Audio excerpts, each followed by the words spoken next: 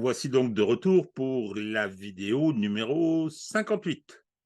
On continue le travail de réinformation. Alors, vous allez voir, je fais une petite introduction très courte, vous allez voir qu'aujourd'hui, peut-être histoire de rattraper la vidéo précédente avec les soucis techniques que nous avions eus, vous allez voir qu'Hervé Carès a commencé à intervenir sur les questions d'art opératif. Alors, le fameux art opératif conceptualisé par le soviétique Svetchin et qui a été un peu redécouvert par le colonel Glantz aux États-Unis et aujourd'hui considéré par beaucoup de spécialistes comme une véritable innovation stratégique après les grands auteurs, on parle de Sun Tzu, de Jomini ou de Clausewitz. Donc, cette fois-ci, ce sera une approche qui sera une approche plutôt praticienne de l'art opératif dans la guerre, appliquée à la guerre actuellement en Ukraine. Et donc,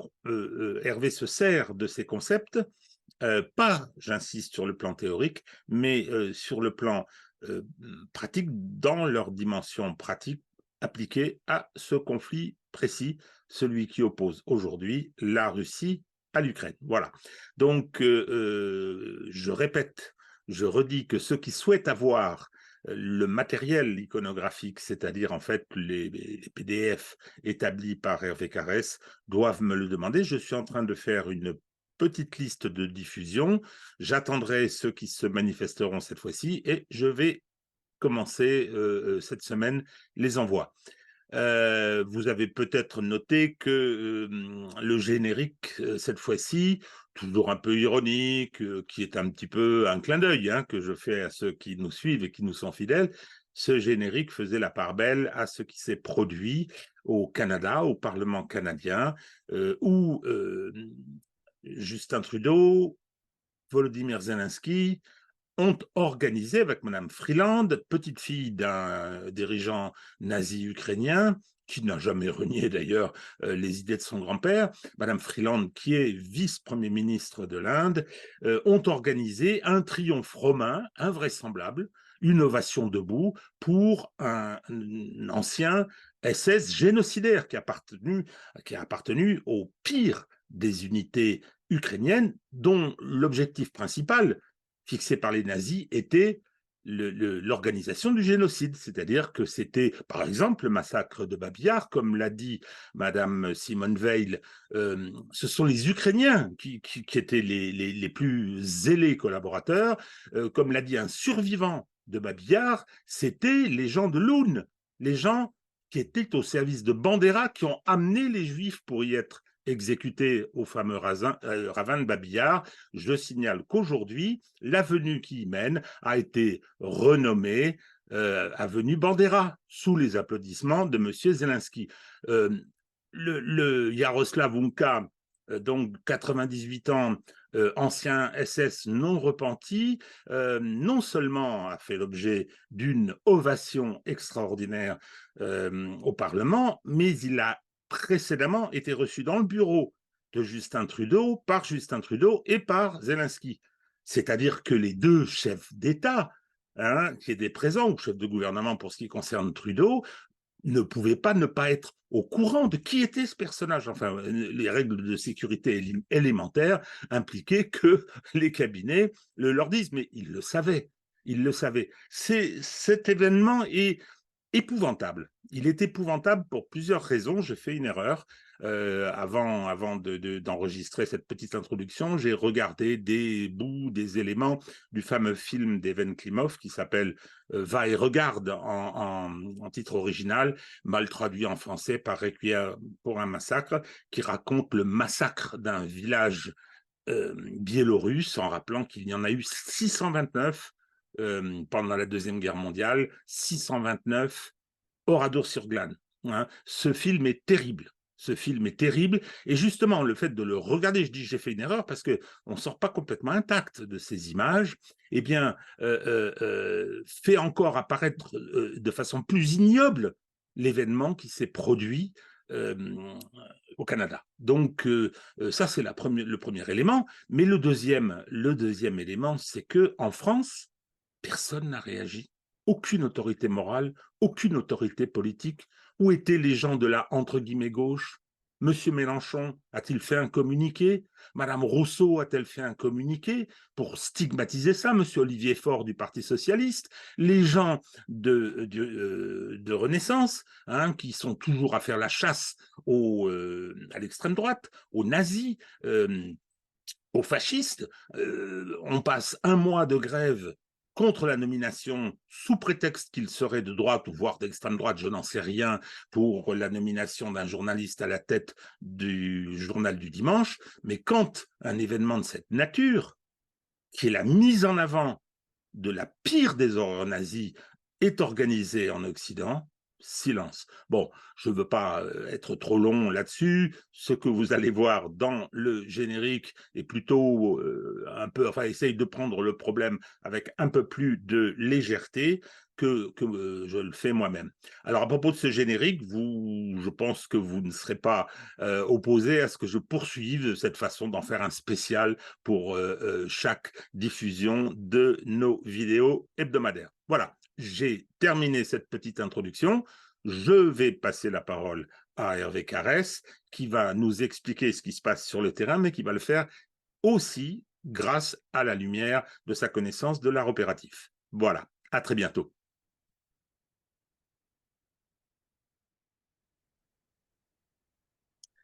Bonjour à tous, bonjour Hervé. Voici donc la vidéo numéro 58. Je vais à nouveau remercier Hervé, le faire rougir un peu. Il fait un travail formidable. Vous allez encore le voir. J'espère que ça sera plus efficace au plan technique que la dernière fois où ça avait été pénible. Mais il semble que vous l'ayez quand même regardé attentivement. Mais c'est très bien, hein. Il n'y aura pas d'interrogation écrite à la fin.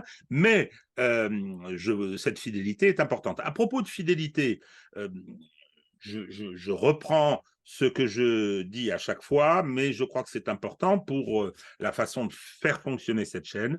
Il faut partager, il faut liker, mettre des pouces, parce qu'on me reproche beaucoup, Hervé, d'utiliser le terme liker, parce que c'est de l'anglais, à juste titre d'ailleurs, on a raison de me faire le reproche, mais il n'y a pas l'équivalent français, difficile à trouver. Il faut s'abonner aussi. Il faut s'abonner, comme ça, bon, vous êtes tenu informé de ce qu'on publie, et puis l'algorithme le sait, et donc continue à le faire circuler, à le proposer à d'autres, hein, comme il le fait. Donc voilà, soutenez-nous au plan matériel, évidemment, soutenez-nous aussi de cette façon-là, je crois que c'est très important. Bien, donc Hervé, il s'est passé un événement sur lequel personnellement je reviendrai à l'occasion d'une autre vidéo, avec un correspondant en Russie, sur l'ovation debout qui a été offerte à un nazi SS de 98 ans, avec toutes les conséquences, ce scandale-là. Je me contente de dire du mal des hommes politiques de mon pays. J'ai noté que tous ceux qui passent leur temps à faire la chasse à l'extrême droite, voire au fascisme, qui disqualifient tel journal parce qu'il a pris tel journaliste, qui disqualifient des chaînes de télévision, des chaînes de radio, etc., en les traitant quasiment de nazis, ils ont été muets sur ce qui constituait quand même une initiative préoccupante de rendre ainsi hommage à un personnage qui a appartenu à une unité nazie qui était nazie ukrainienne, qui était spécialisée, hein, dans les exterminations derrière la Wehrmacht. C'était ça leur boulot. Donc, bon, c'est un constat qui est un peu triste de voir que dans ce pays, on n'a pas gardé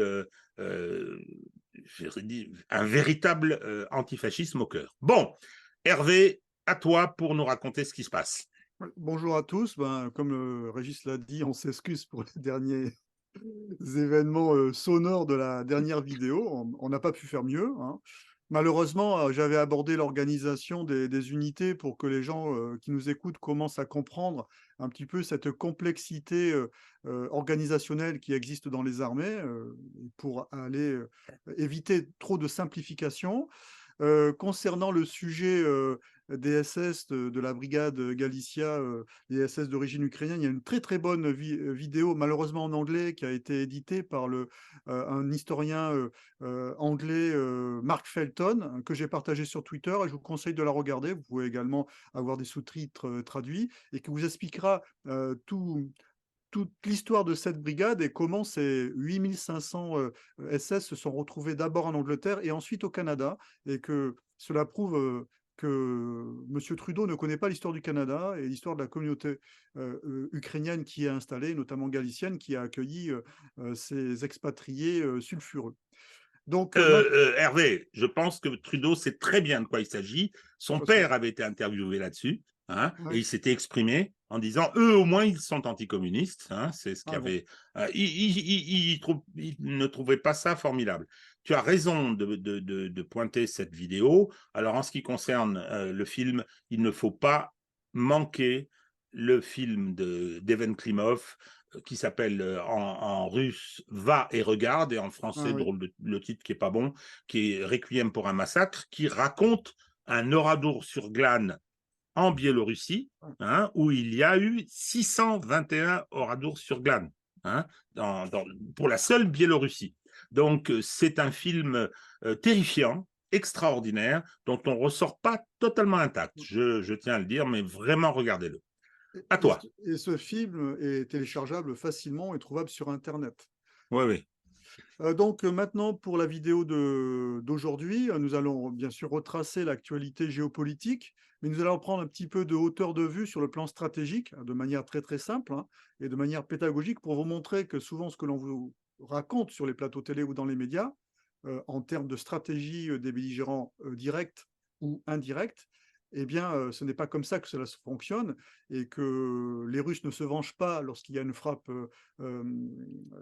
russe sur l'Ukraine, et que les Ukrainiens non plus ne se vengent pas lorsque ils frappent, par exemple, la péninsule du Crimée. Tout ça relève de plans, de stratégies et d'objectifs qui relèvent même d'objectifs politiques et qui sont ensuite déclinés au plan militaire. Et puis, à la fin, bien sûr, après avoir brossé très rapidement la situation du front maritime et du front de la Crimée qui est en train de monter en puissance en termes d'activité, le front terrestre, nous aborderons le front terrestre et nous terminerons par un petit passage sur la désinformation, mais où on montrera que parfois, après de la désinformation, parfois il y a de la vraie information qui arrive.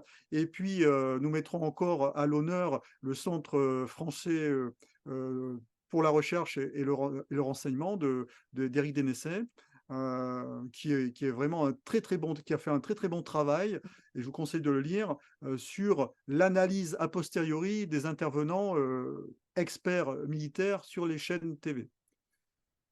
Donc je vais partager mon écran.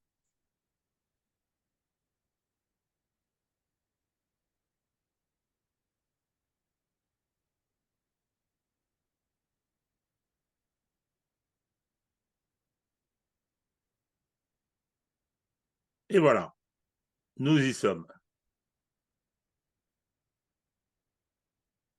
Voilà, donc tu vois, Régis, tout va bien? Parfait, parfaitement, ça occupe tout l'écran. Je suis en Alors, plein écran, c'est très bien. donc on va parler très rapidement, malheureusement, de cette actualité du Haut-Karabakh qui touche directement l'Arménie, suite aux événements de la semaine dernière. Donc on peut le constater, hein, les choses s'accélèrent en termes de déplacement de population. Il y avait à peu près une population de 120 000 âmes dans la République autonome du Haut-Karabakh. Actuellement, en début de semaine, il y avait 50 000 Arméniens qui avaient passé la frontière. 50 000 autres auraient passé la frontière. Bon, il faut imaginer le drame humain que c'est, ne serait-ce que pour les accueillir dans, dans un petit pays comme l'Arménie, hein, qui de mémoire a une population d'environ 3 millions d'habitants, comparé avec la population de l'Azerbaïdjan qui est de un peu plus de 10 millions d'habitants. Donc des difficultés, un positionnement quand même des puissances sur ce théâtre qui est particulier, hein, que ça soit le rôle de la Russie qui est dans une situation d'équilibriste puisqu'elle tient à conserver des relations avec l'Azerbaïdjan tout en cherchant à rester quand même en relation avec la République arménienne malgré le fait que le Premier ministre actuel ait tout fait pour se détacher de la Russie. Ensuite, la Turquie, bien sûr, qui procède elle, d'une forme de ou néo-panturquisme, en cherchant à trouver une continuité territoriale avec l'Azerbaïdjan, puisqu'elle considère que les populations d'Azerbaïdjan et turques sont les mêmes, ce qui, sur le plan ethnique, est une réalité. Et bien sûr, l'Iran qui veille au grain, puisqu'elle ne veut absolument pas que son challenger régional, la Turquie, ait cette continuité territoriale, notamment avec l'ouverture possible du corridor de Zangezurnet. Hein, donc, ce corridor que l'on voit en bas de la carte, hein, qui pourrait être ouvert, c'est toute la difficulté régionale du découpage de ces territoires, puisqu'on voit que l'Arménie, en fait, sépare l'Azerbaïdjan d'une de ces républiques, hein, la République autonome de Natchikevan. J'ai vraiment du mal avec ces noms. En tout cas, c'est celle qui est en bas, là. Et malheureusement, sur le plan militaire et sur le plan stratégique, on pourrait imaginer que l'Azerbaïdjan aurait la velléité de créer ce corridor, cette continuité territoriale, ou ce droit de passage hors accord actuel, puisqu'il n'existe pas, hein. Alors c'est un droit de passage qui avait été évoqué à une époque par la Russie, puisque la Russie avait toujours cette vision ex-soviétique de la continuité territoriale, et notamment la continuité des flux économiques et des flux logistiques. Euh, c'est vraiment une zone qu'il va falloir observer de près, parce qu'on est presque sur une configuration qui est comparable à ce qui s'est passé malheureusement au début des années 90 en ex-Yougoslavie, avec des déplacements de population, la possible instrumentalisation religieuse du conflit. Ce n'est pas forcément le cas aujourd'hui. D'ailleurs, je rectifie ce qui m'avait d'ailleurs été souligné lors d'un commentaire. Oui, la majorité des musulmans en Azerbaïdjan sont des chiites, hein, ce qui d'ailleurs peut étonner, alors lorsqu'on voit le positionnement de l'Iran, et c'est là où on voit que c'est la géopolitique et les déterminismes géopolitiques qui font la politique internationale des États, puisque l'Iran, dans ce conflit-là, est très clairement, ou dans ces tensions-là, est très clairement l'allié de l'Arménie. Donc, à suivre, je pense qu'il va y avoir des développements sur le plan humanitaire dans les semaines à venir, et observer bien sûr le positionnement stratégique des différents protagonistes, dont l'Union européenne, hein, qui a des intérêts assez importants sur le plan gazier, hein, puisqu'elle a conclu des accords avec l'Azerbaïdjan, et bien sûr les États-Unis qui jouent un jeu trouble pour bien sûr embêter la Russie sur son étranger proche.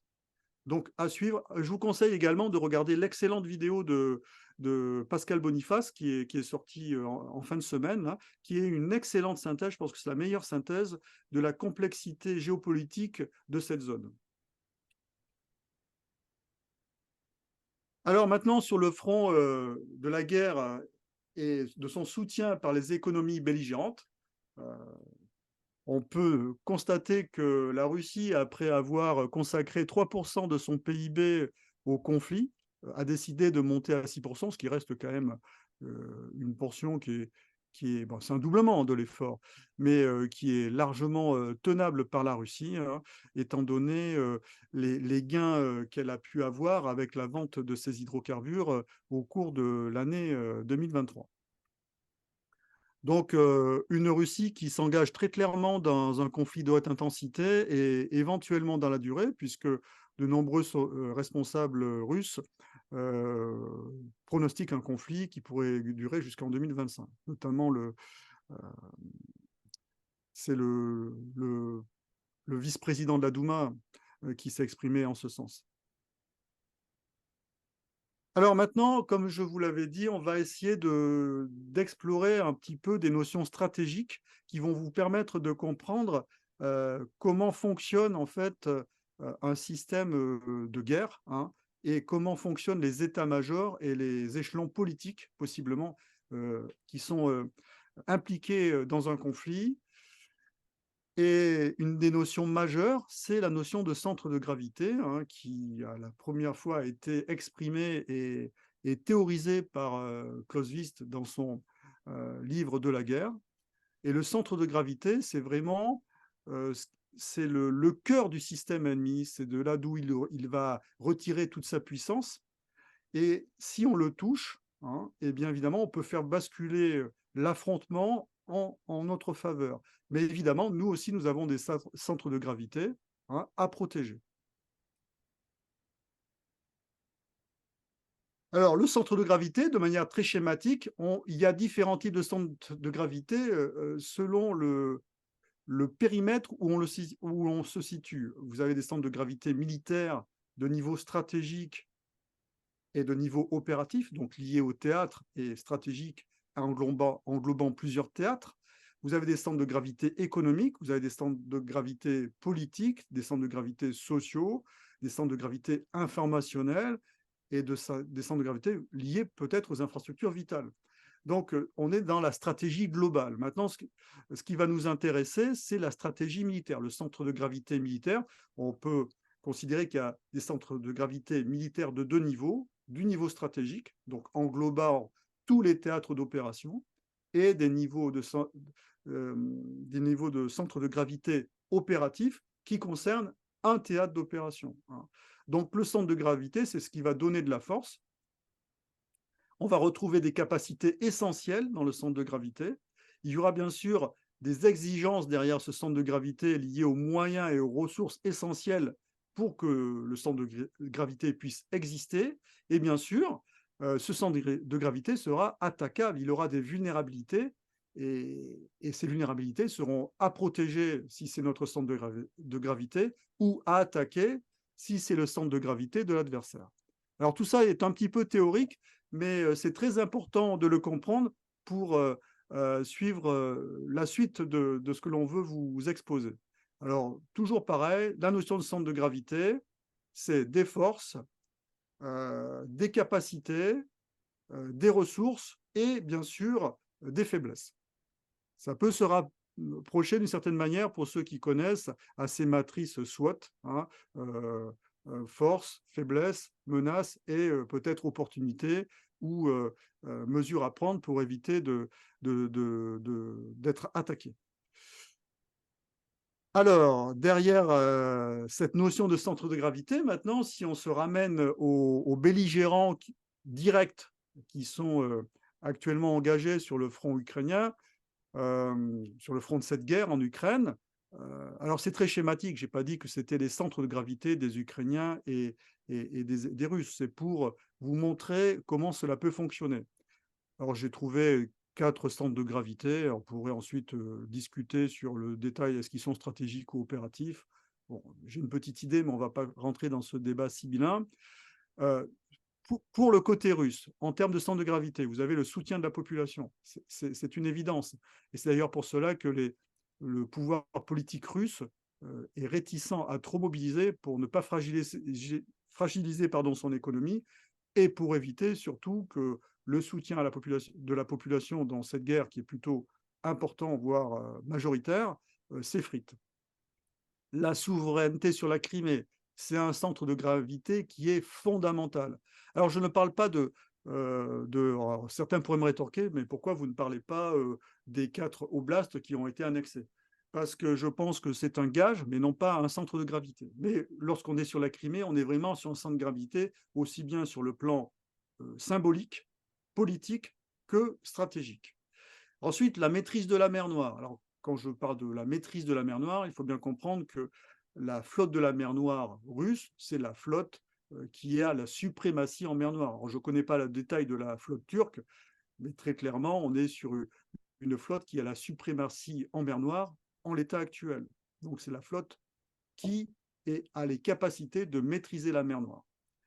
Donc, c'est un centre de gravité pour la Russie. Ensuite, il y a la supériorité des feux pour la Russie, aussi bien en artillerie. Alors, l'artillerie russe est très très forte sur la frange des 10-20 km, hein, sur le plan du nombre de pièces, sur le plan des munitions et sur le plan des types de pièces également, que ce soit les lance-roquettes ou les différents calibres qu'ils utilisent.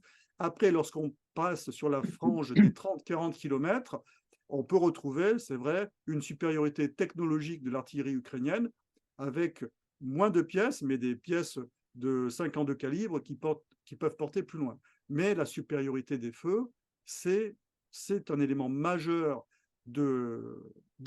comme centre de gravité pour les Russes, mais également leur supériorité, leur capacité de frappe en aviation. Bon, sachant que pour les Russes, l'aviation, c'est historiquement, ils sont attachés aux armées, c'est comme une artillerie améliorée, en fait. Il n'y a pas l'autonomie des armées de l'air que l'on peut trouver chez les Occidentaux.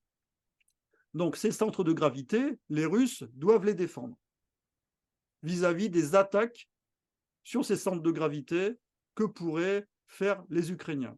Maintenant, côté ukrainien, le centre de gravité, qui à mon avis est majeur sur le plan sociétal, c'est la volonté de se battre. Puisque il est clair que la société ukrainienne est passée en situation de guerre totale, hein, contrairement à la société russe. Donc cette volonté de se battre doit être maintenue de tous les moyens possibles, c'est-à-dire en termes de cohésion sociale, de capacité économique pour soutenir la guerre, et également de motivation de ceux qui sont mobilisables ou qui pourraient participer de manière directe au combat. Ensuite, les effectifs mobilisés et mobilisables. C'est un centre de gravité qui, à mon avis, est le centre de gravité majeur pour les Ukrainiens. Pourquoi? Parce qu'il y a énormément de populations mobilisables qui ont quitté le sol ukrainien de différentes manières, soit en émigrant, soit en s'échappant, hein, donc en passant les frontières de manière frauduleuse, notamment, soit en évitant la mobilisation par différents biais, hein, des exemptions que les personnes auraient pu acheter, hein, donc ça c'est lié à la corruption des systèmes de recrutement et des recruteurs ukrainiens, mais également par des biais qui sont légaux, comme par exemple s'inscrire dans les universités en Ukraine. Il y a plus de 80% d'inscriptions dans les universités en Ukraine depuis le début du conflit. Donc ce n'est pas un signe qui est anodin. Et ça va vraiment être, je pense, le centre de gravité majeur des Ukrainiens dans cette guerre sur les suites de cette guerre, et notamment sur la fin de l'année 2023 et sur l'année 2024. Ensuite, bien sûr, les infrastructures énergétiques et industrielles.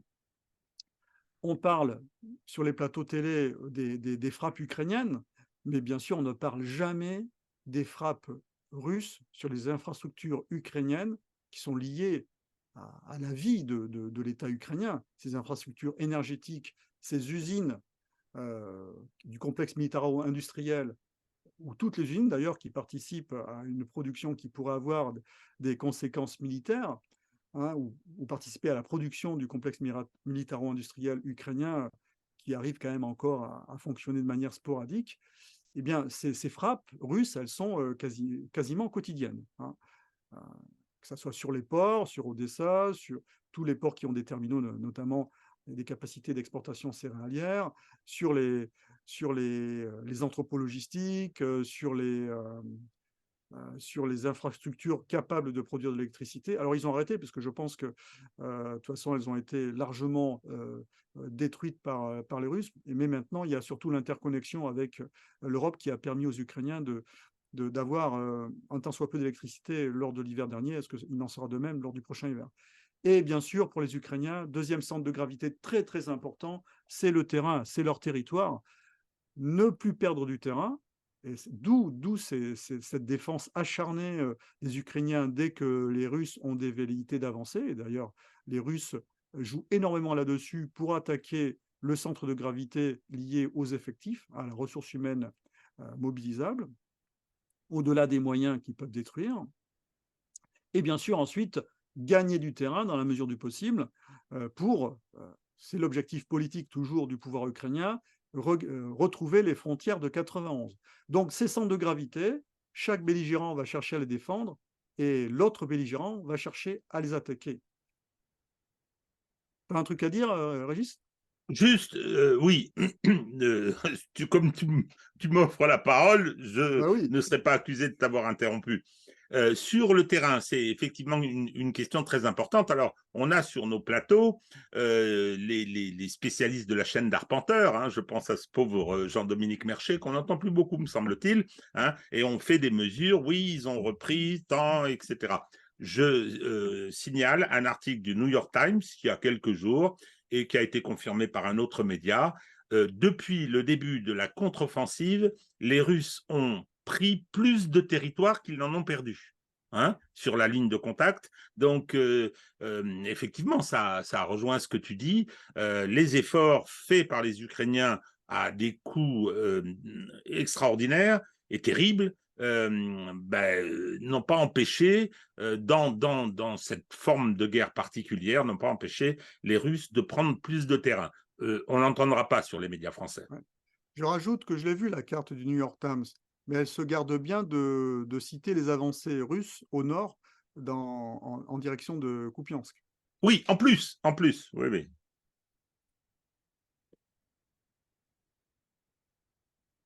Alors maintenant, puisqu'on a commencé à avoir cette notion de centre de gravité, on va parler d'art opératif. Alors, on n'est pas sur l'art opératif tel qu'il peut être décrit dans la doctrine russe, hein, avec des penseurs comme Svetchin.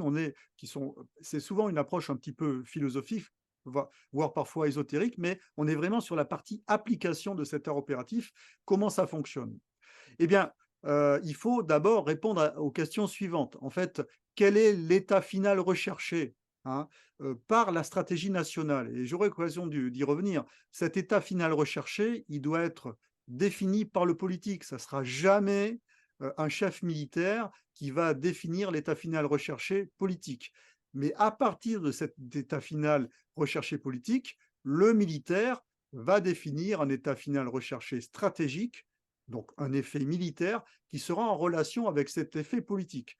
Et vous verrez que dans les diapositives qui vont suivre, lorsque cet état final recherché politique n'est pas clair ou a du mal à être défini, eh bien forcément derrière la pensée militaire de ce qui doit être fait pour atteindre quelque chose qui est mal défini, eh bien c'est très compliqué.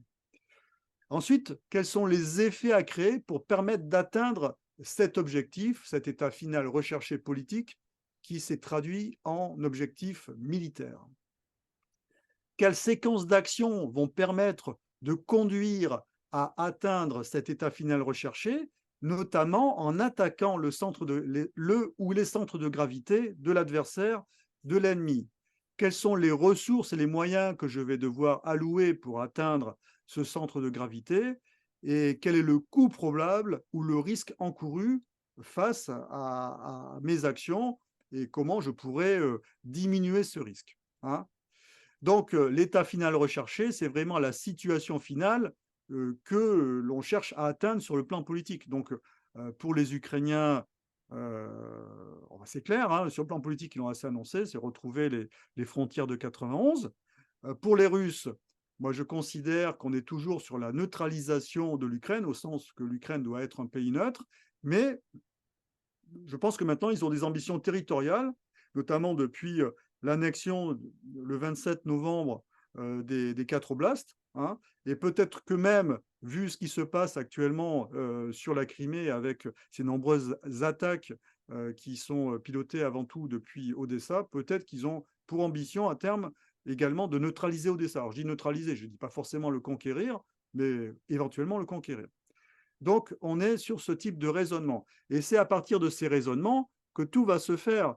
Lorsque l'on voit les frappes ukrainiennes sur Moscou ou même sur les régions frontalières russes, c'est tout à fait pour attaquer le centre de gravité russe qui est le soutien de la population. C'est parce que, d'une certaine manière, le message, c'est regardez, votre président qui vous avait promis de sécuriser la Russie n'a pas les moyens d'assurer cette sécurité. Donc, on est vraiment sur ces réflexions de centre de gravité, hein. Alors, une fois qu'on a déterminé les centres de gravité amis et adverses, on va les traduire en différents types d'objectifs qui vont être liés à des lignes d'opération.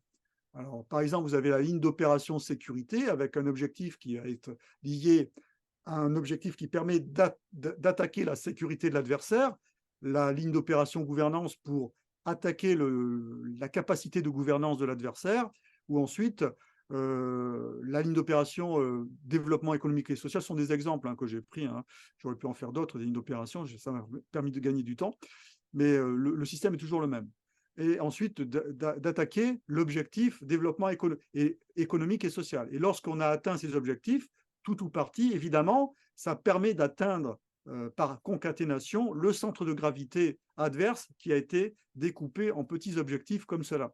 Est-ce que c'est clair ce que je dis là Alors, pour moi, non seulement c'est très clair, mais c'est très brillant. Et comment dire, c'est passionnant parce que ça nous montre ce qui est en train de se passer. C'est-à-dire, c'est un outil d'analyse d'une situation à laquelle et d'une réalité à laquelle on a difficilement accès parce qu'il y a le média, la médiation du système médiatique qui nous donne des bribes, qui nous présente une déformation du réel. Moi, non seulement je n'ai aucun problème, mais je trouve ça passionnant et indispensable. Et alors j'en profite, mon cher Hervé, pour te remercier à nouveau de ce boulot. Oui, alors on est vraiment dans l'art opératif, la pratique de l'art opératif ou de la conduite opérationnelle d'une opération militaire au niveau stratégique ou au niveau opératif. Et pour atteindre ces objectifs-là, comme O1C, pardon, eh bien, vous allez avoir des petits objectifs qui devront être atteints, qu'on appelle des points décisifs. Donc, vous voyez, c'est une conduite de projet, en fait, la démarche stratégique, c'est une conduite de projet militaire avec des petites étapes qui sont des objectifs intermédiaires qui permettent d'atteindre des objectifs opérationnels liés à une ligne d'opération, et l'atteinte de ces différents objectifs va permettre d'atteindre le centre de gravité adverse. Et bien sûr, il peut y avoir des interactions en transversales entre différents points décisifs, mais je ne vais pas rentrer dans le détail. Alors maintenant, on va essayer de rester par rapport à nos belligérants. Eh bien, vous voyez de quelle manière, en fait, les Ukrainiens vont chercher à atteindre le centre de gravité russe, et à partir de différents, en cherchant à amenuiser, leur objectif c'est ça, amenuiser euh, les objectifs ou les sous-centres de gravité russes, qui sont la supériorité des feux, la maîtrise de la mer Noire, ainsi de suite, vous voyez. Et à partir de là, ils atteindront le centre de gravité russe tel qu'il est. Et c'est pour cela que tout ce qui se fait, alors évidemment, souvent, on a l'impression que Xavier Moreau, dans sa dernière vidéo, disait que les actions ukrainiennes sur la Crimée sont des actions TikTok. Non, ce n'est pas des actions TikTok. Ça relève d'une stratégie, en fait. D'une stratégie qui a été pensée en amont. Et on est sur... Alors évidemment, au départ, ça peut paraître un petit peu décousu, mais on est dans... Il y a un objectif derrière. Il y a un objectif, et même si c'est coûteux et que on a du mal à comprendre le sens dans l'instant, il y a une planification, une stratégie derrière, et il en va de même de l'autre côté pour les Russes. C'est pour ça qu'il faut sortir un petit peu de cette vision qui est la vision instantanée du conflit, et prendre de la hauteur et chercher à, comme dirait Alain Juillet, donc je conseille le visionnage des vidéos, toujours très éclairantes, Alain Juillet, qui est on cherche à monter sur la colline et prendre du recul, et sortir de l'hystérisation de la plupart des débats sur ce conflit, et chercher vraiment à comprendre ce qui se passe. Alors, maintenant, comme je vous l'ai dit, au départ, lorsque l'état final recherché n'est pas clair ou n'est pas très bien défini, eh bien forcément, derrière, les militaires, eh bien, entre guillemets, ils patochent dans la semoule. Moi, j'ai du mal à trouver, comme ça, l'état final recherché par la France, déjà, dans ce conflit, ou l'Union européenne. Alors, si c'est l'état final recherché des États-Unis, alors là, je le comprends, parce qu'en termes d'alignement, si on est aligné sur les États-Unis, c'est qu'on a, intégré l'état final recherché des États-Unis. Or, l'état final recherché des États-Unis, je rappelle qu'un état final recherché, ça doit se raccrocher aux intérêts, je dis bien aux intérêts, soit de l'État considéré, donc la France, soit aux intérêts de la collectivité d'États considérée, donc l'Union européenne. Or, sur le plan des intérêts géopolitiques et économiques, l'intérêt de la France et de l'Union européenne, c'était que le conflit soit le plus court possible. Peu importe qui gagnait, mais il fallait qu'il soit le... Donc ça voulait dire que rapidement, ils auraient dû pousser à des négociations. Pourquoi ? Pour continuer à avoir accès au gaz russe à bas prix, sur lequel repose le miracle économique allemand, et donc par effet de de rebond, le miracle et la santé économique de l'Union européenne. Et rappelons également que pour ce qui concerne les intérêts vitaux de la France, nous avions 10% de la valeur des gazoducs Nord Stream 1 et Nord Stream 2 qui avaient été investis par Engie. Donc ce n'est pas une infrastructure non plus qui est complètement hors sol, même s'il était dans la mer, pour la France. Donc tant que votre échelon politique n'a pas défini un objectif atteignable lié aux intérêts de la France, pour l'échelon militaire, c'est impossible d'être cohérent dans son action. Alors maintenant, les actions d'aide. Hervé, Vas-y, vas-y, Hervé, hop, petite. Ah oui, je t'interromps, je te vas-y, coupe la vas-y. parole à ce stade, parce que ce que tu viens de dire est tout à fait fondamental. Fondamental, hein, et amène à poser la question, quels intérêts défendent les dirigeants de notre pays et les dirigeants de l'Union européenne? Bon, les autres pays, c'est leur affaire. Encore que ça se répercute sur l'Union européenne. Je veux dire, en creux, ce que je viens d'entendre, c'est que les intérêts qui sont défendus sont ceux des États-Unis, ce qui pose un sérieux problème, ce qui pose un très sérieux problème et dont il sera peut-être nécessaire de poser les différents éléments le moment venu. Il y a également ceux qui, et tu l'as dit, les intérêts de la France et de l'Union européenne étaient que le conflit soit le plus court possible. Donc, tous ceux qui contribuent à sa poursuite, qui contribuent à son allongement, sont impliqués et vont à l'encontre des intérêts de notre pays. Et dans cela, hein, je parle de tous ces experts de plateau, tous ces gens, toute cette propagande qu'on nous déverse et qui a pour objectif justement, hein, par la poursuite d'un soutien inconsidéré à l'Ukraine, par l'absence totale de propositions de négociations pour mettre fin au conflit, eh bien, tous ces gens-là, et qui envoient, j'ajoute, et qui envoient les malheureux Ukrainiens au hachoir à viande, hein, je pense que tous ces gens-là prennent des responsabilités. Alors hier, il y en avait un qui me demandait, en me traitant de collabo, est-ce qu'il fait beau à Sigmaringen?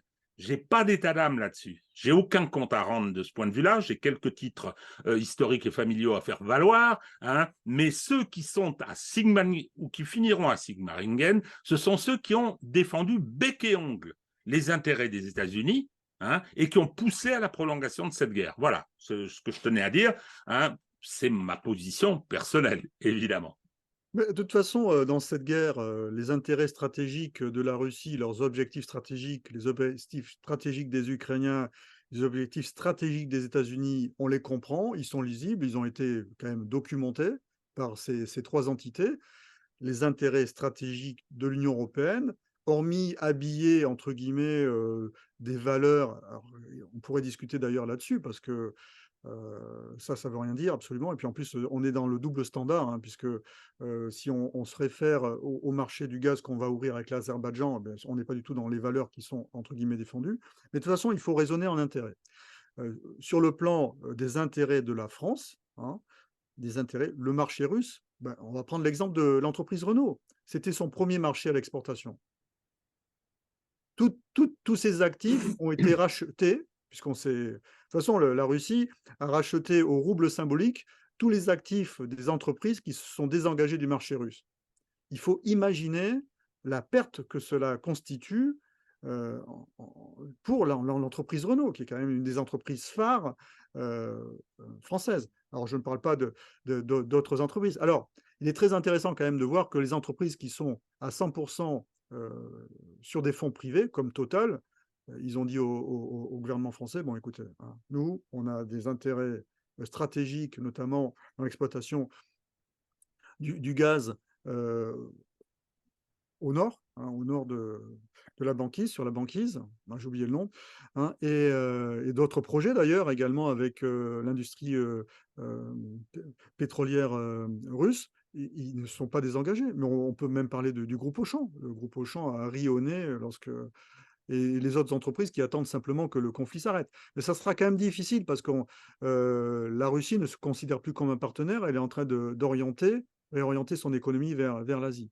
Donc on va fermer cette parenthèse, mais en tous les cas, il est clair que si on ne raisonne pas en termes d'intérêt, on ne peut pas trouver un état final recherché qui est cohérent. Et par effet, bien sûr, par conséquence, hein, par effet de rebond, eh bien, les militaires ne peuvent pas développer une stratégie qui soit cohérente.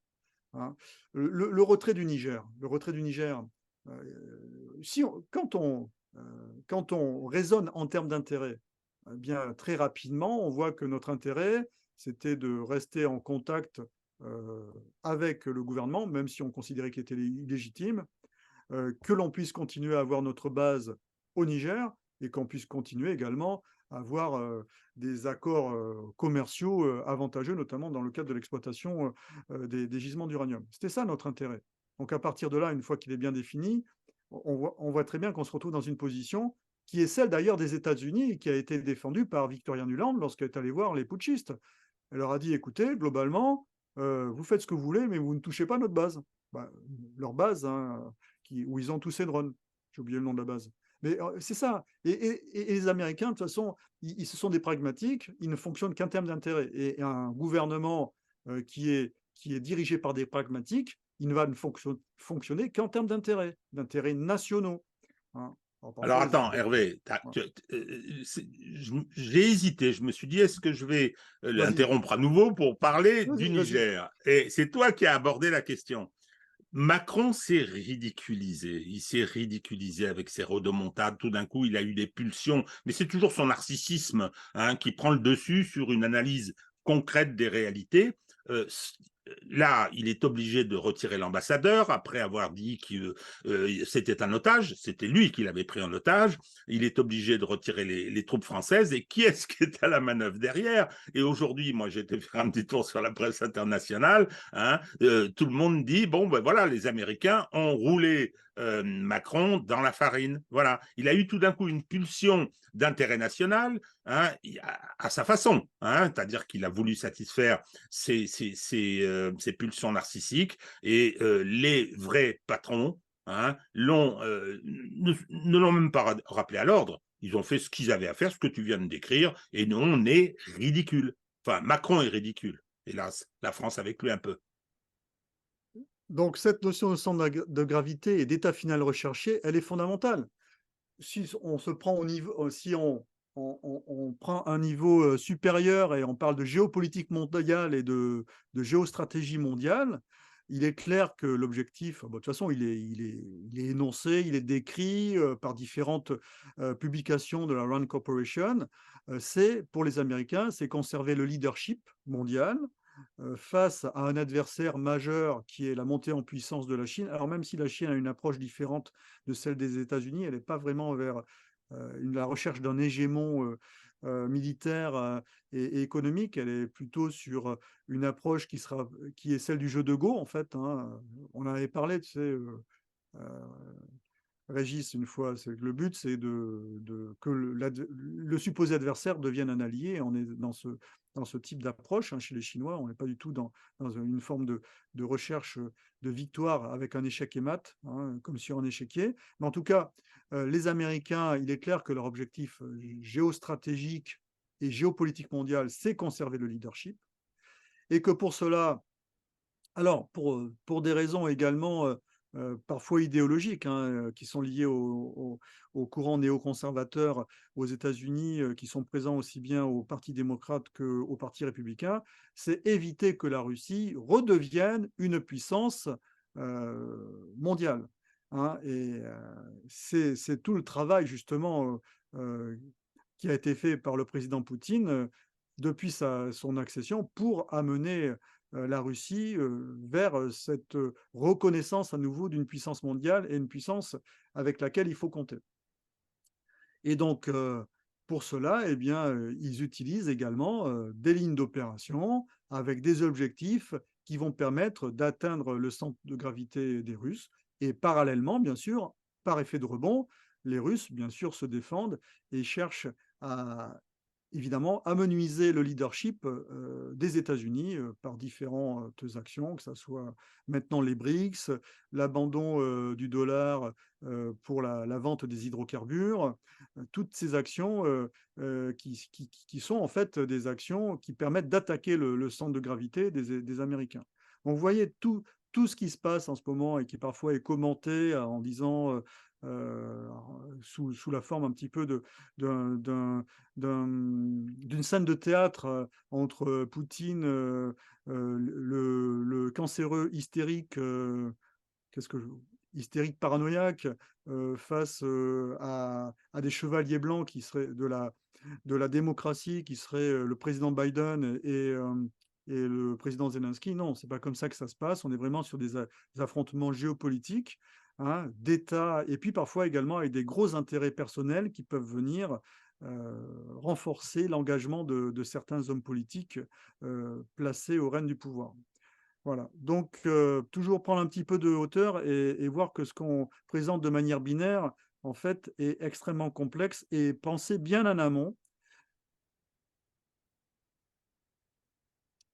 Alors maintenant, de manière très claire, lorsqu'on a suivi cette logique des centres de gravité, eh bien, on comprend très bien la pression qui est faite maintenant sur la Crimée et sur on va dire le trafic en mer Noire, le trafic ou les déplacements en mer Noire de la flotte russe, euh, qui se trouve essentiellement à Sébastopol et ensuite Novorossiysk, parce que justement, le, les Ukrainiens sont en difficulté sur le front terrestre. Quand je dis qu'ils sont en difficulté, ils sont en difficulté au sud, ils sont en difficulté sur Bakhmut, et ils sont surtout en difficulté au nord, où il y a une poussée russe qui pourrait même devenir très, très problématique dans les semaines qui arrivent.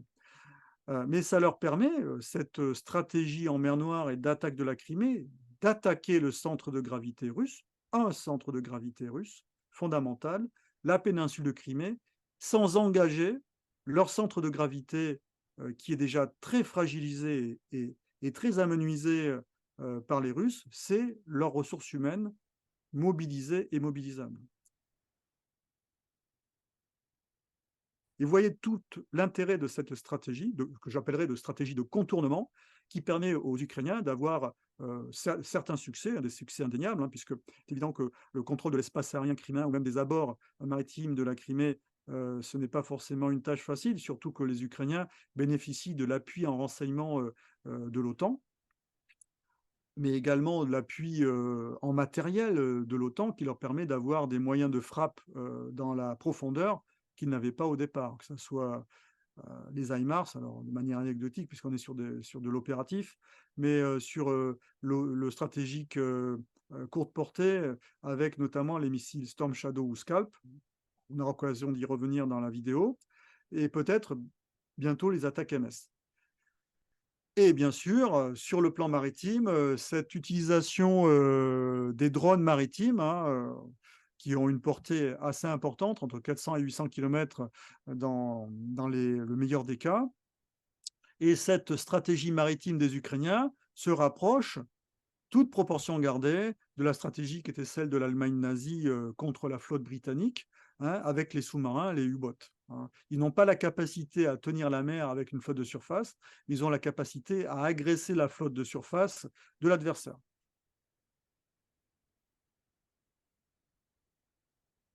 Et on va en revenir à cette vidéo qui a fait Flores le 22 septembre avec les deux missiles Storm Shadow et Scalp qui se sont abattus sur les bâtiments du quartier général de la flotte de la mer Noire à Sébastopol. Alors, c'est un épisode qui est assez intéressant, hein, puisque il y a une communication ukrainienne très, très rapide disant que l'amiral était décédé et qu'il y avait avec lui 35 officiers de son état-major ou de l'état-major de la flotte de la mer Noire qui étaient décédés.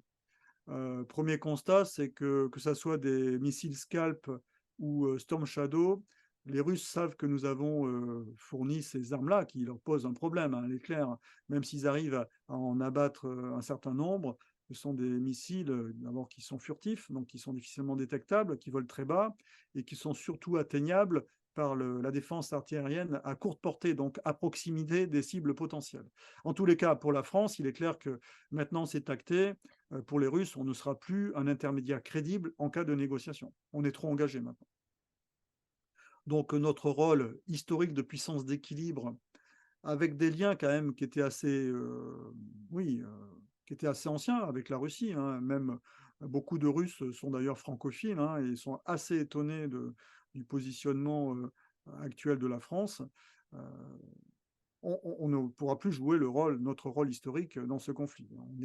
On est définitivement mis de côté puisqu'on est considéré comme aligné avec les États-Unis et donc ennemi ou Alors, hostile. Hervé, Oui. juste une petite chose, le juriste revient au galop. Sur le plan juridique, la France et d'autres pays, comme l'Allemagne, fournisseurs de matériel, la Grande-Bretagne, qui va beaucoup plus loin. Il y a eu la fameuse anecdote, je dis anecdote parce que je n'ai vu aucune confirmation, je ne sais pas si c'est vrai, d'un char Léopard qui aurait été détruit avec un équipage allemand. Bon. Donc, ces pays-là peuvent être considérés comme belligérants. Sur le plan juridique, ils sont impliqués, ils ne sont pas seulement impliqués dans la fourniture d'armes, on le sait bien. En cas de riposte russe, fameux article 5 du traité de l'Atlantique Nord ne pourrait pas fonctionner. C'est-à-dire que lorsqu'un pays membre de l'OTAN est attaqué, les autres lui doivent assistance, mais si c'est lui qui est considéré comme intervenant, comme agresseur dans la guerre, cet article 5 ne s'applique pas. Donc, on a un petit problème là, on s'expose. Alors bon, je pense que les Russes seront prudents, bien évidemment dans les ripostes, et qu'elles seront diplomatiques, elles seront économiques, évidemment, mais sur le plan du fonctionnement de notre système de sécurité, on prend des risques. Tout à fait. Alors, bien sûr, c'est là où c'est très intéressant cette guerre de l'information, puisque comme tu le sais, moi je suis convaincu que les Russes participent à l'autodénigrement dont ils sont l'objet. C'est qu'ils confortent en fait les idées de faiblesse que les adversaires occidentaux ont vis-à-vis d'eux, en produisant parfois des vidéos eux-mêmes, hein, et ensuite en laissant dans l'expectative pendant plus de 3 jours les Ukrainiens qui ont beaucoup communiqué sur cette attaque du quartier général de la flotte de la mer Noire. Et évidemment, c'était pour eux une occasion inespérée. Je pense qu'ils les ont intoxiqués par différentes raisons en leur donnant cette information de la mort de l'amiral et de 35 officiers. Ils ont donc le blackout de leur côté, bien sûr. Les autres ont continué à communiquer. Et puis, bien sûr, notre presse nationale, notamment LCI, où là, je me demandais quand est-ce qu'ils allaient sabrer le champagne sur le plateau. On était presque à ça. Et évidemment, comme plusieurs fois, là, ils ont commencé à ressortir l'amiral, c'était le 26 septembre de mémoire, lors de cette assemblée générale de, du c'est quoi, conseil d'administration du ministère de la Défense. Ils l'ont ressorti une première fois. Alors, évidemment, tous les débunkers ont commencé à voir quelle était la date éventuelle. Est-ce que c'était. Alors, déjà, il faut se poser une question évidente. Si les Russes, il faut imaginer, les Russes sortent une fausse vidéo d'un gars qui est mort pour dire que dans 2 semaines, il est mort. Il faut imaginer le résultat. Hein. C'est impossible en termes de communication. Hein. Donc, s'ils sortent la vidéo, c'est que forcément, l'amiral, il est vivant.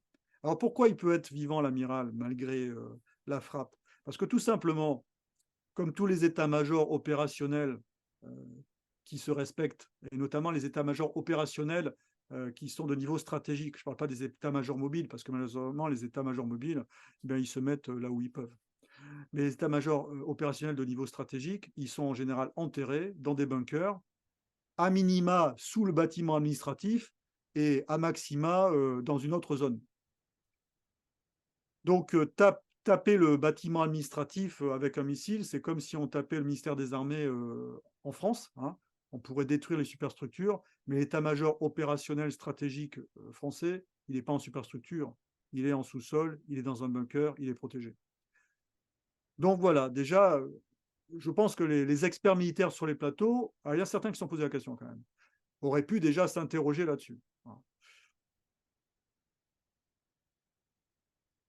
Ensuite, pour en revenir à la frappe sur les cales sèches de Sébastopol, il y a environ une semaine, donc le 13 septembre, il y a un sous-marin qui avait été endommagé, donc sous-marin propulsion classique, un diesel électrique, et puis un bateau amphibie euh, qui est capable de transporter une dizaine de chars et un bataillon d'infanterie. Donc environ 300 à 400 personnes. Pour ce qui concerne les dommages donnés aux sous-marins, alors les sous-marins, c'est quand même un objectif stratégique pour les Ukrainiens parce que ce sont des sous-marins qui peuvent lancer des missiles de croisière comme les missiles calibre. Donc le sous-marin, apparemment, serait réparable. De toute façon, déjà, il était en réparation, mais pas pour les raisons qui ont Non. été celles à l'issue de la frappe. Mais en tous les cas, il serait réparable. Et en gros, les informations qui ont été données, c'est que dans les 10 mois, au maximum, il devrait être à nouveau opérationnel. Donc, si on fait le bilan de l'état de la flotte de la mer Noire, contrairement à ce qu'on entend sur les plateaux télé, on peut, bien sûr, il y a le croiseur Moskova qui est coulé, ça c'est indéniable. Il y a un sous-marin Kilo qui est endommagé et qui pourrait être réparable. Et on a un navire amphibie de la classe Ropulcha qui pourrait être endommagé suite à la frappe, puisque lui aussi était en cale sèche. Sachant que l'autre navire amphibie de la classe Ropulcha qui avait été attaqué par un drone naval dans le port de Novorossiysk est redevenu opérationnel puisqu'il a été vu dans le port de Sébastopol.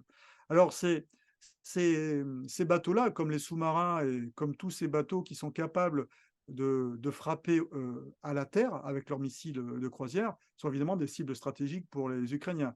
De même que les bateaux amphibies, tous ces bateaux qui participent à la force amphibie russe, mais surtout ceux-là, les Alligator et les Ropulcha, parce que les Ukrainiens craignent toujours, bien sûr, une opération amphibie sur Odessa. Alors, ce que l'on peut constater également, c'est que bien sûr, ces frappes dans la profondeur avec les Storm Shadow ou les Scalps sont liées au vecteur. Et tu te rappelles que l'on avait remarqué que pendant un mois, suite à une frappe russe sur un aérodrome qui abritait les Sukhoi 24M et possiblement des réserves de missiles Storm Shadow et Scalp, pendant quasiment un mois, on n'avait pas vu de frappe ukrainienne utilisant ce type de missile. Donc, je t'avais dit, est-ce que c'est définitif ou est-ce que c'est temporaire? Donc, c'était temporaire, puisqu'ils ils ont retrouvé une capacité de frappe, donc, avec ce type de missile, Storm, Shadow et Scalp. Donc, ils ont encore quelques vecteurs de type Sukhoi 24M capables de porter ces frappes-là et de les réaliser. Cela veut dire que ces vecteurs ne sont pas nombreux. On les évalue à une petite dizaine, peut-être qu'il en reste 5, peut-être moins de 5. Ce sont vraiment des objets stratégiques d'une très grande importance pour les Ukrainiens, et ce sont des objets stratégiques, bien sûr, qui sont très, très surveillés et qui sont ciblés par les Russes.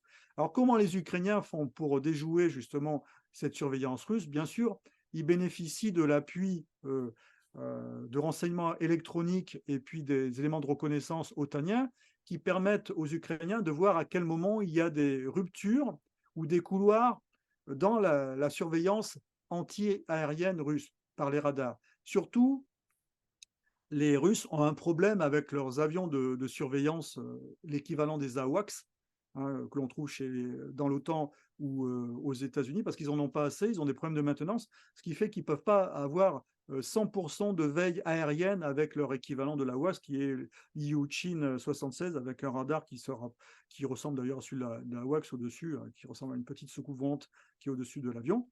Et comme ils ont ces ruptures-là, c'est à ce moment-là que les Ukrainiens font décoller leurs avions. Alors tout ça, ça demande de la planification, hein.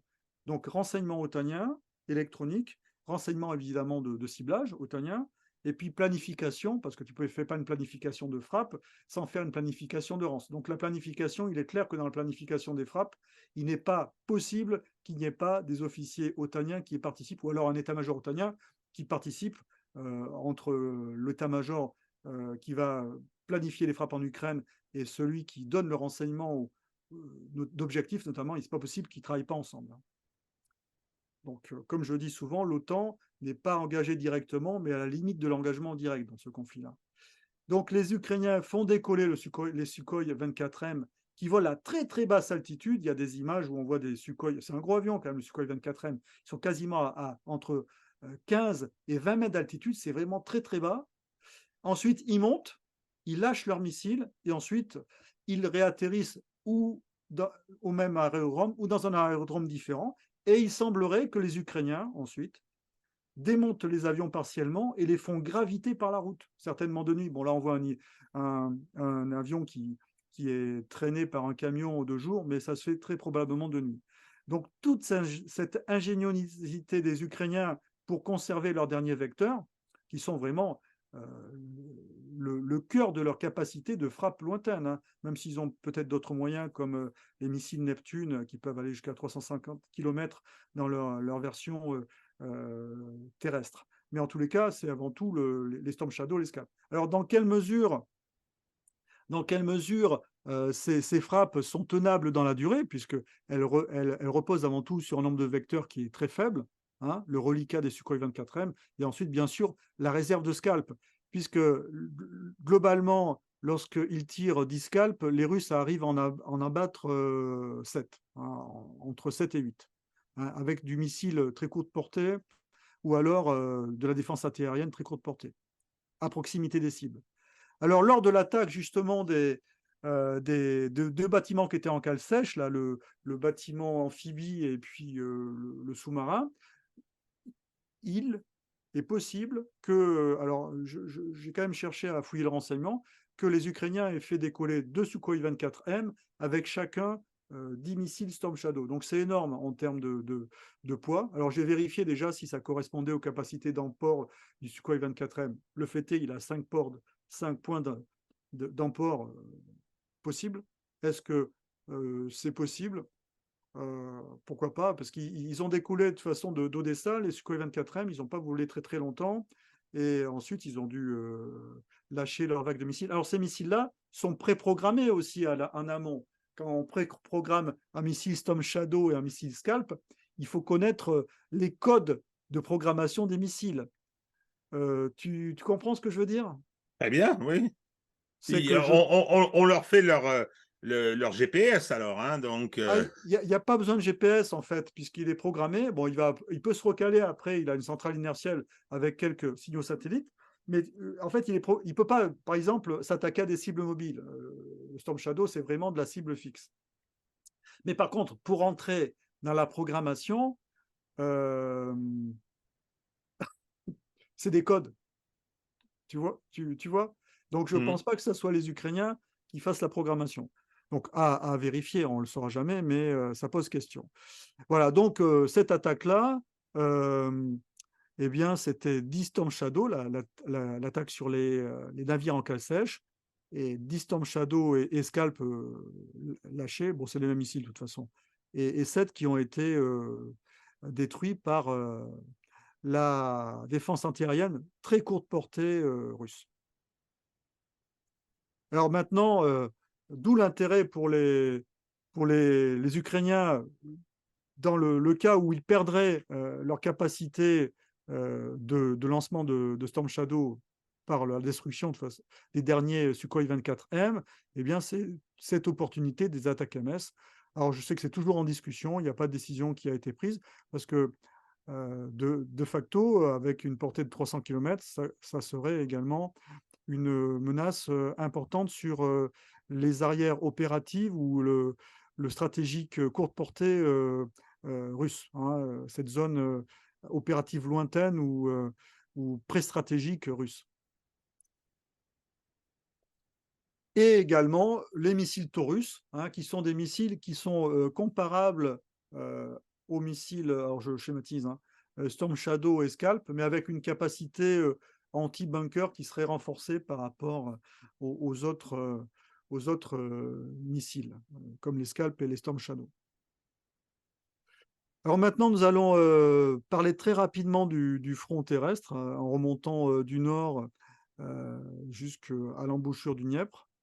Non, en descendant. En Sinon, descendant, oui, en on descendant, fait du pardon. nord-sud. Ouais, voilà. C'est mon côté dyslexique. Ça doit être ça, oui, Je suis un effectivement. vrai gaucher, moi, tu sais. Parfois, je vois le monde Ah, à l'envers. d'accord, d'accord. Je vois le monde à l'envers.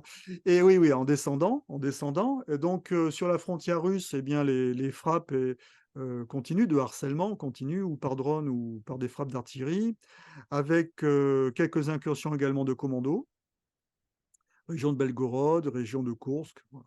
Donc, cette, cette volonté d'attaquer le centre de gravité stratégique russe, qui est le soutien de la population. Alors, sur le front nord, région de Kupiansk et Liman, il est clair que sur Kupiansk, la pression se fait de plus en plus forte, hein. Les ponts qui traversent l'Oskol, les grands ponts qui traversent l'Oskol et qui permettraient le rapatriement de forces blindées mécanisées en retraite ont été détruits par les Russes, par des FAB 500 ou des FAB 1000, hein. Ce sont des bombes planantes qui sont larguées entre 50 et 70 km de la cible par les avions russes.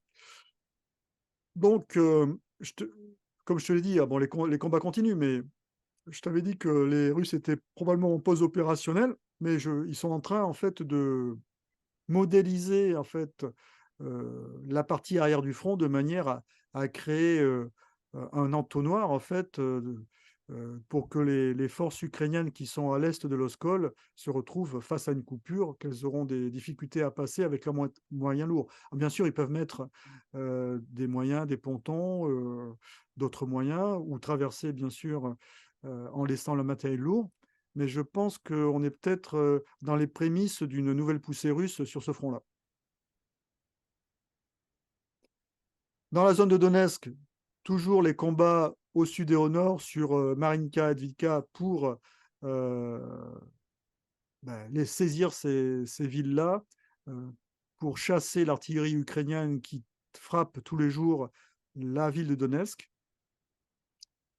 Sur la région de Bakhmout, cette volonté affirmée des Ukrainiens de continuer à pousser au sud, mais les Russes tenant toujours les hauteurs, ayant cette supériorité en artillerie, on est dans la même configuration que sur le front sud à Zaporijjie, c'est que les pertes ukrainiennes sont énormes et on est avant tout en zone grise, on n'est pas du tout sur des conquêtes telles qu'elles sont annoncées sur les plateaux TV ou par la communication ukrainienne, hein. On est sur cette zone grise avec des phénomènes de va-et-vient de la part des Russes, hein, comme ils le font depuis le début de cette offensive ukrainienne, hein.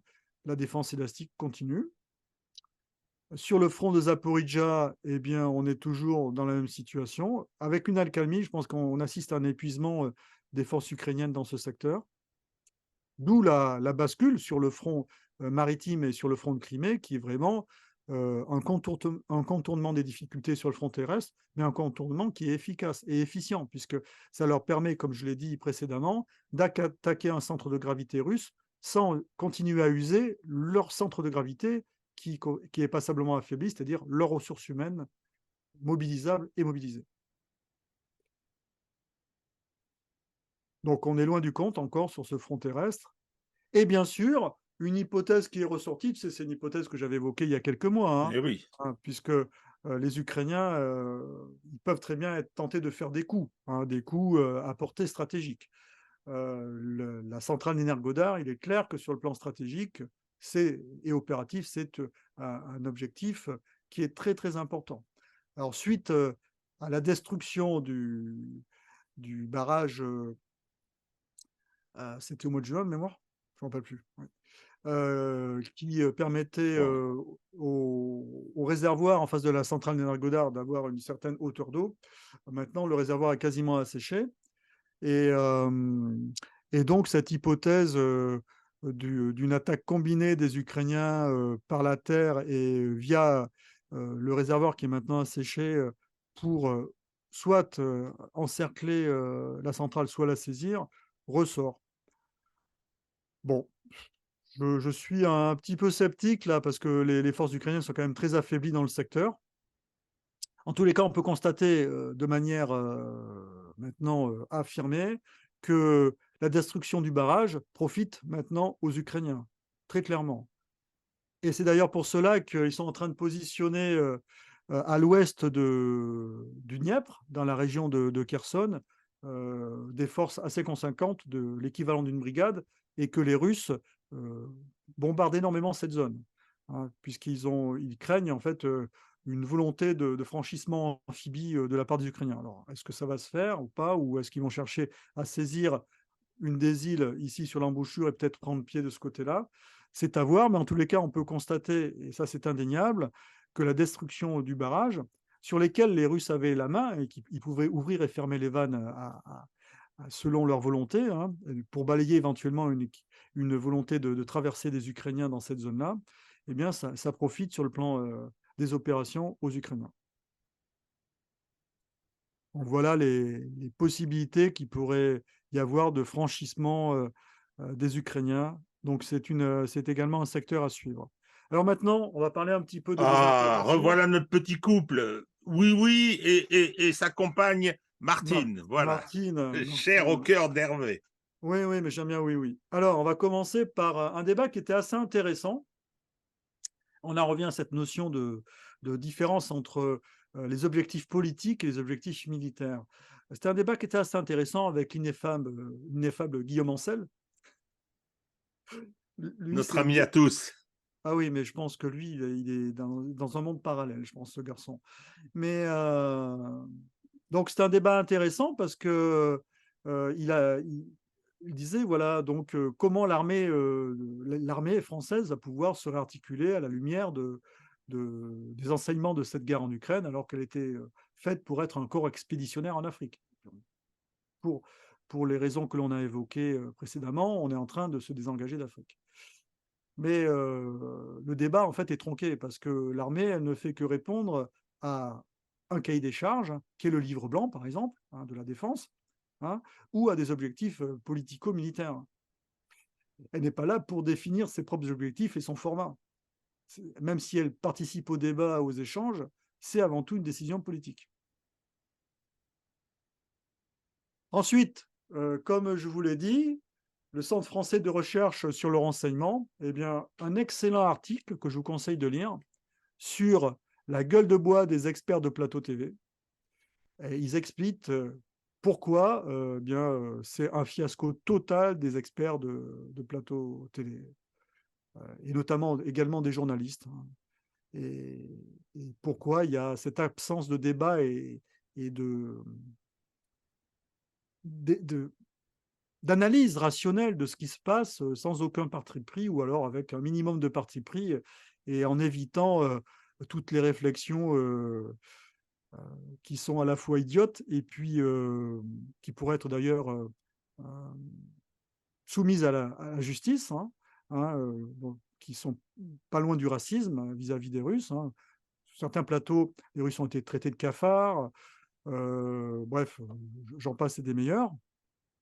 Non, non. Donc, on est vraiment sur un excellent article qui analyse ce fiasco des analystes et des experts de plateau TV, qui soient ex-militaires ou journalistes.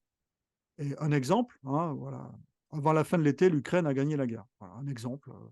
Alors, l'Express, c'est le pendant de LCI quasiment pour ce qui concerne, oui, l'analyse de la guerre en Ukraine, hein. Moi, j'ai rien contre le fait que l'on ait des partis pris, mais il ne faut pas que ça soit quand même grossier, que ça devienne de la propagande. Alors, comme tu Ah, sais, notre ami, moi, tu le sais, moi, colonel Goyafi. je suis quelqu'un d'objectif, hein. Excellente analyse dernièrement de Michel Goya, hein, qui est revenu au niveau stratégique, parce que souvent, c'est quand on est très très longtemps au niveau tactique, un petit peu au niveau opératif, mais là, il revient au niveau stratégique, hein, et il a constaté que la Russie n'est pas en guerre totale, contrairement à l'Ukraine. Et dans un contexte de guerre d'attrition, forcément, cela a des conséquences. Alors, c'est très caractéristique, la position de Michel Goya, avec lequel j'ai des petites parties de ping-pong sur Twitter. Petites, hein, je veux pas y consacrer trop de temps quand même. Moi, je considère qu'il a perdu tout à fait son crédit. Je ne veux pas parler d'honneur, mais on n'en est pas loin. Il avait des positions qui étaient beaucoup plus critiques vis-à-vis de l'OTAN, beaucoup plus critiques vis-à-vis des États-Unis auparavant. Il a complètement viré sa Q-tip pour se mettre au service d'un narratif, d'un récit qui était celui de l'OTAN des États-Unis. Il est tout content, parce qu'il a un énorme besoin de reconnaissance, il est tout content lorsqu'il va sur les plateaux ou les estrades de l'Institut Aspen américain, qui est un des plus proches des néoconservateurs. Bon, toujours est-il que, effectivement, tu as relevé cette prise de position. Il y a deux partis actuellement dans ces experts de plateau que Dénessé, au travers de l'expression de son centre, a relevé. C'est que ces experts, il y a ceux qui sont en panique, il y a ceux qui sont en panique parce qu'ils savent bien, ils voient bien que le réel est en train de les rattraper, hein, et que la défaite est une éventualité qu'il faut intégrer, la défaite, je veux dire, de l'OTAN, de la stratégie américaine. Et de l'autre côté, il y a ceux qui se sont beaucoup engagés, mais qui se disent, il serait peut-être venu le moment de poser des jalons, de montrer que, parce que c'est clair que en ce qui concerne Michel Goya, on l'a dit à plusieurs reprises, on conserve toutes les captures d'écran et qu'il y a des choses qui seront peut-être un peu compliquées à assumer. Donc là, on pose des jalons, on montre bien qu'on sait aussi de quoi on parle. Ce que je trouve simplement, c'est que ça fait retentir sur ce qui a été dit auparavant.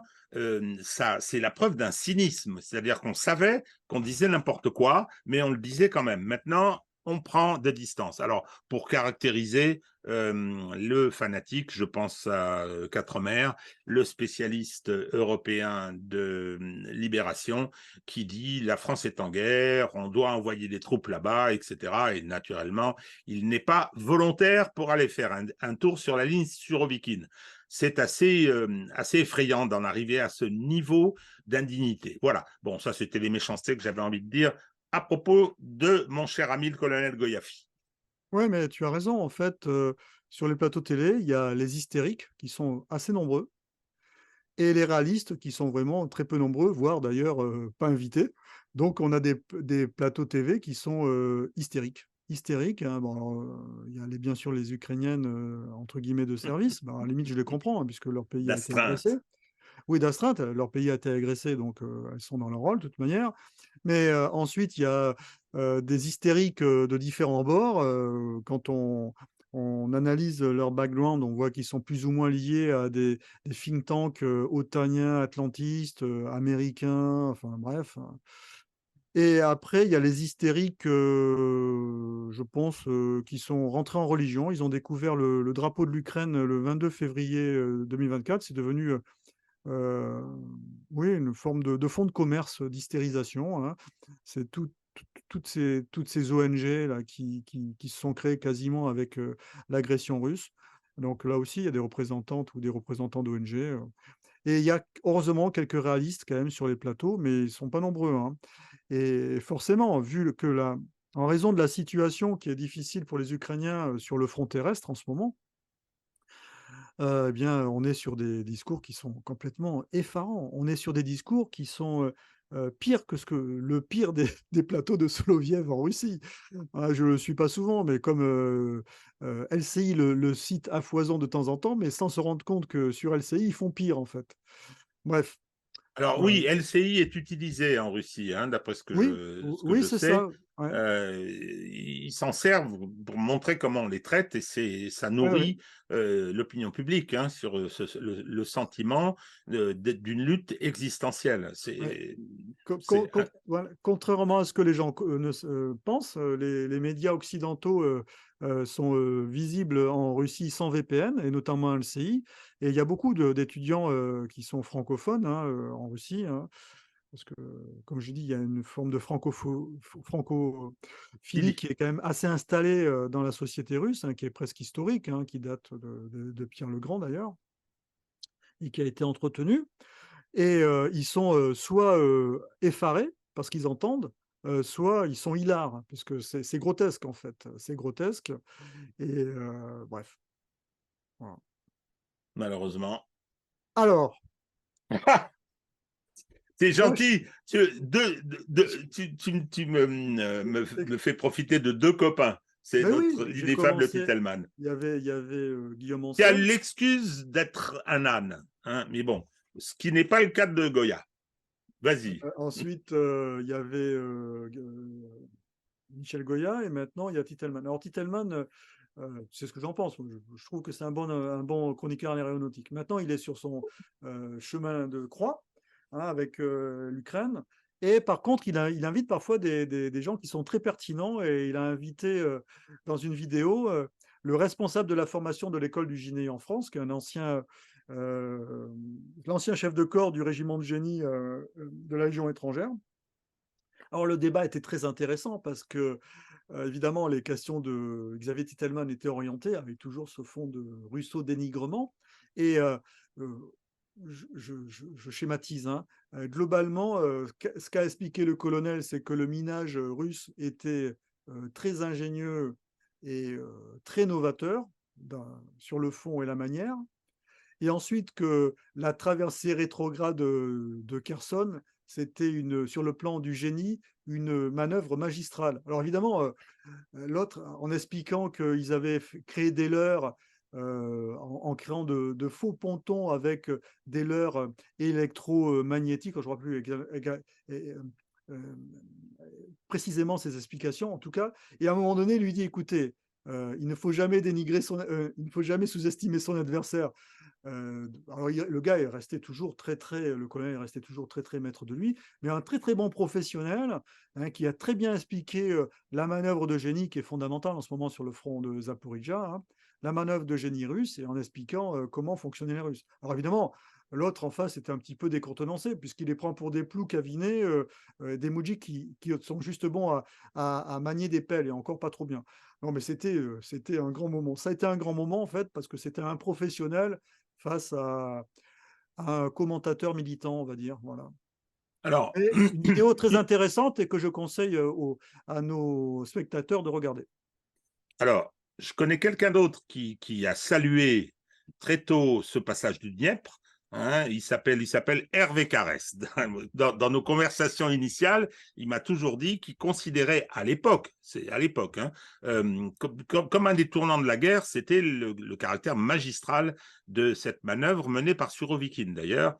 En ce qui concerne notre cher Titelman, je n'arrive pas à le trouver antipathique. C'est-à-dire qu'il y a un côté, ingénu dans son incompétence et un côté, on voit bien les affects qui le conduisent, quoi. Il a pris parti pour l'Ukraine. Pour quelles raisons précises va-t-il si loin? Connaissances, relations, je ne sais pas, mais voilà, on a du mal. Je pense qu'il est de bonne foi. Voilà, c'est ce que je veux dire, hein, ce qui n'est pas le cas de tout le monde. Ce qui n'est pas le cas de tout le monde. Non, mais il y a des gens qui se sont engagés en croisade, hein, dans la cause ukrainienne. Bon, moi, je le critique pas, ça. Le problème, c'est qu'après, on peut pas se dire analyste, hein, à partir du moment où on a comme ça. Alors, bien sûr, on peut avoir des biais, des opinions, un point de vue à chacun, hein. C'est mon cas, c'est ton cas. Mais quand on analyse rationnellement les choses, eh bien, on dit certaines choses et on dit pas. Moi, je considère que, par exemple, les attaques ukrainiennes sur la Crimée et sur le front maritime, sur le plan stratégique, c'est bien joué parce qu'ils attaquent un centre de gravité russe en évitant de fragiliser leur centre de gravité, un de leurs centres de gravité qui est déjà fragilisé. Et pour moi, c'est pas du TikTok, contrairement à, par exemple, à ce qu'a dit Xavier Moreau dans sa dernière vidéo, puisque je regarde toujours les vidéos de Xavier Moreau parce qu'elles sont très intéressantes, parce que au niveau géopolitique et économique, il a vraiment des analyses qui sont intéressantes, au niveau militaire aussi, mais elles sont parfois biaisées justement parce que bah, il est engagé quand même, hein, et puis de toute façon, il s'en cache pas, hein. Donc il faut arriver à trouver un ton qui permet d'analyser froidement ce qui se passe, quoi, hein, et vis-à-vis de notre positionnement, nous, France, mais évidemment vis-à-vis également de la structure dans laquelle on s'insère avec l'Europe et puis sortir un petit peu de l'hystérisation du débat, hein. Bien sûr que c'est dramatique cette situation de guerre, c'est évident qu'il y ait des morts, et des civils de part et d'autre. Bien sûr que il n'y a pas eu de guerre. De toute façon, les guerres propres, ça n'a jamais existé. C'est pas, Et puis, bien sûr qu'il y a des exactions également de part et d'autre, hein. J'ai vu malheureusement une vidéo qui traîne sur Telegram où on voit un prisonnier russe qui est ligoté, qui est enterré vivant par des soldats ukrainiens. De toute façon, les tortionnaires, maintenant, publient leurs vidéos, hein. Après, il ne faut pas s'étonner non plus qu'il y ait très peu de soldats russes qui se rendent, hein. Et bon, de toute manière, les Ukrainiens n'ont rien fait pour que les soldats russes se rendent, même lorsqu'ils étaient en difficulté, hein. Bref, bon, ça, c'est un autre sujet. Donc voilà, donc il y a toujours de l'information, même parfois c'est des gens qui sont très engagés et ils peuvent avoir une réflexion qui est pertinente ou inviter quelqu'un qui va avoir une analyse qui va être pertinente et rationnelle. De même, la dernière fois, j'écoutais Yakovlev sur le plateau de LCI, il a eu des réflexions pertinentes sur l'éventuelle destruction de l'état-major de la flotte de la mer Noire, hein, puisque c'était le lendemain de la frappe de Storm Shadow sur le quartier général de la flotte de la mer Noire. Et de toute façon, c'est pas ça qui va empêcher la conduite des opérations. Voilà. Bon, bon, évidemment, après, les journalistes, notamment lorsque c'est le plateau de Martichoux, sont un petit peu décontenancés, mais c'est ça la réalité, hein. Il faut avoir une vision systémique de ce qui se passe, hein. On est sur des stratégies, on n'est pas sur les vidéos TikTok ou ceux qui cherchent à analyser les frappes à partir de photos. Enfin bref, ça n'a aucun intérêt, quoi. Il faut laisser le temps. Le temps permet de faire poindre la vérité toujours au bout d'un moment. Voilà. Et bien sûr, ça a été le grand fiasco de LCI qui a cherché à rétro-pédaler difficilement pendant 2 ou 3 jours parce que, évidemment, l'amiral, après avoir participé à la réunion, il a remis des médailles. Ça devient compliqué quand même. Ça devient compliqué, hein. Alors, tous les fact-checkers étaient sur les vidéos. Bref, voilà. Donc, encore un coup que les Russes ont joué en termes de désinformation, et je pense que ce n'est pas le premier qui joue, hein. C'est comme ça que les Ukrainiens se sont lâchés dans le piège de Zaporizhzhia, sur le front de Zaporizhzhia, parce qu'ils étaient persuadés qu'en face, ils avaient le moral à zéro, parce que les Russes, via leurs canaux Telegram, avaient très probablement fait fuiter toutes ces vidéos que l'on a vues d'ailleurs sur nos médias, avec de soldats russes qui se révoltaient, ainsi de suite. Je pense que les Russes jouent énormément là-dessus, et c'est comme ça que ça a conduit les Ukrainiens à penser qu'ils allaient percer sur le front de Zaporizhzhia, alors qu'ils n'avaient pas de supériorité aérienne, et une problématique quand même sur le plan de l'artillerie. Voilà, donc toujours se méfier de l'adversaire que l'on a en face, ne jamais le sous-estimer et bien analyser les vidéos, toutes ces informations, à qui elles profitent et qu'est-ce qu'elles peuvent provoquer, hein. Voilà, j'en ai terminé.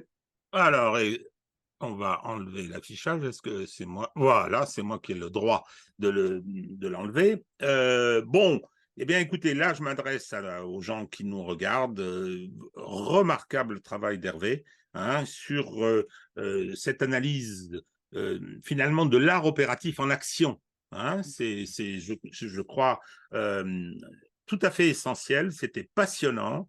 Donc, merci encore à lui, parce que c'est quand même le fruit d'un gros boulot, hein. Je reçois la veille, en général, la veille de la date fixée pour notre enregistrement, je reçois le PDF et je le regarde attentivement, bien sûr. Et à ce propos, je n'ai pas encore envoyé, je suis en train de faire la petite liste de diffusion, je n'ai pas encore envoyé à ceux qui me l'ont demandé, enfin, ou les derniers qui me l'ont demandé, le PDF. J'attendais cette vidéo.